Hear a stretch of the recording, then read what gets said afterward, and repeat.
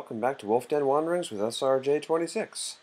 I am here with a minecart in my hand, and I am going to talk about rails.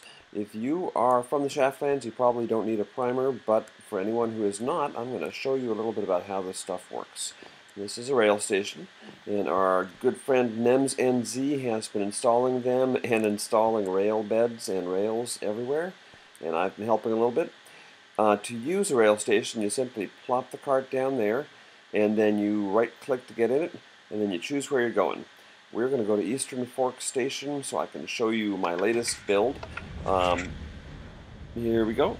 The powered rails will get you going, and then there's one powered rail for every 37 blocks. So if you want to help dig tunnels and lay rail beds, you got to do it right, and it's 37 regular rails for every one powered rail. And the powered rail will be on a block that has a lever underneath it or has a redstone torch underneath it so that it is indeed powered.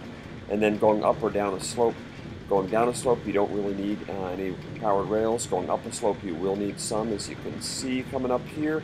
There's a little stripe of red, and that's going to get us up that slope. And we're going to go in and see my latest decent creation here. I've made the Eastern Fork rail station. So let me get out, and there we go.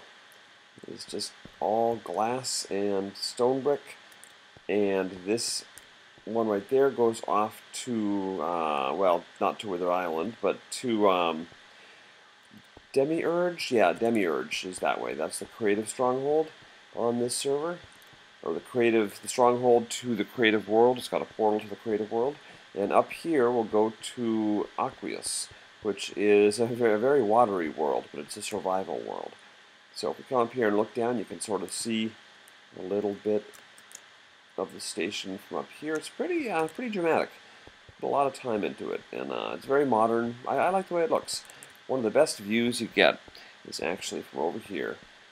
And if you stand here and you're looking this way when the sun rises, there we go.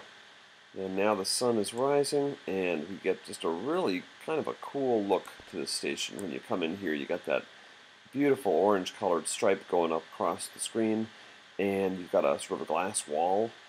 And I don't know, I'm pretty happy with it. I'm pretty happy with how it came out. So that is the Eastern Fork Rail Station. And the other thing I wanted to talk about is how the rail beds are constructed.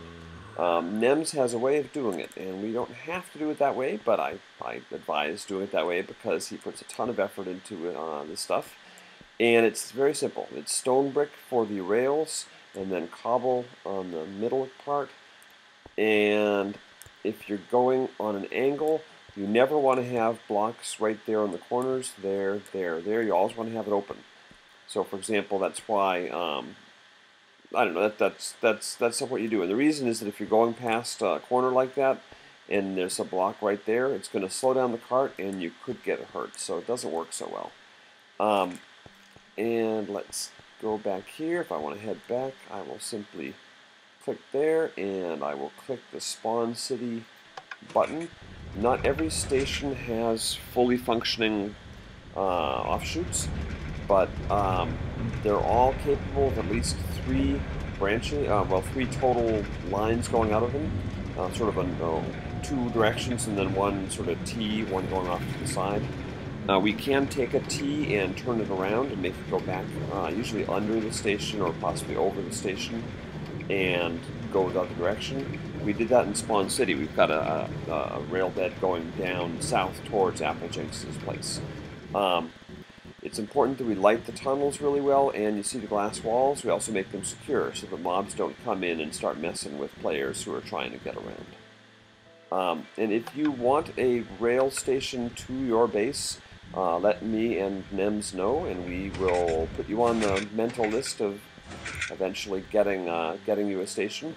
Usually the people who live in an area will do the decoration for the station. So like the Eastern Fork Station, I did the decor and the structure, and I and NEMS both worked on the actual station and the machinery. He really did the machinery, but I started and then he jumped in. So if you have a station, you may well wind up with a very empty shell if you don't do the decor. because usually it's the local people who will give their own special flavor to the interior of the station, so that it looks, like their area or like they want it to look. And that's basically it. So I'm going to bid you adieu. It was a pretty short episode today, but I just want to touch base and say hey and let you know that we're still doing this. Lucky Creeper despawned as I fired an arrow at him. Go Dill. It's kind of fun to see the chat as I'm going around doing stuff here. Let me know if there's something you want me to spotlight. We've got a lot of new stuff on the server, like an iron farm, and Blockhopper built a farm, and Blockhopper has a very cool house to show off at some point, and lots of stuff to see. So if you want to see something, leave a comment. If you have questions about Rails, leave a comment. Otherwise, thanks for watching, and I'll see you next time. Bye-bye.